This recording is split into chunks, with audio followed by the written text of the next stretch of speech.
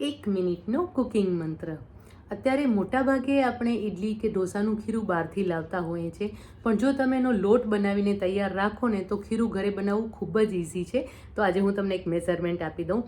ઇડલી કે ઢોસાનું ખીરું બનાવવા માટે જે લોટ તૈયાર કરવાનો છે એના માટે 3 કપ ચોખા લેવાના છે. અને આ 3 કપ ચોખા જે છે ને એ ઉબલા ચોખા લેશો ને કે બોઇલ ચોખા લેશો તો વધારે સરસ એનું રિઝલ્ટ મળશે. અને 1 કપ અડદની દાળ લેવાની છે. આ બંનેને સરસ રીતે સાફ કરી લેવાના છે અને એની અંદર 1 ટીસ્પૂન મેથી ઉમેરવાની છે.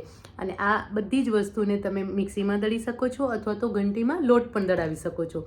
આ રીતે તમે લોટ તૈયાર કરી અને રાખી શકો છો. અને જ્યારે પણ આથો નાખવાનો હોય એટલે કે ઇડલીને ઢોસા બનાવવાના હોય ત્યારે 1 કપ લોટ લેવાનો છે અને એમાં અડધો કપ છાશ ઉમેરી લેવાની છે.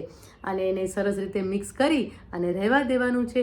અને એમાંથી તમે ઇડલી અને ઢોસા તમારા તૈયાર કરી શકો છો. તો એકદમ સરસ ખીરું અને લોટ બંને તમારા ઘરે જ તૈયાર થઈ જશે.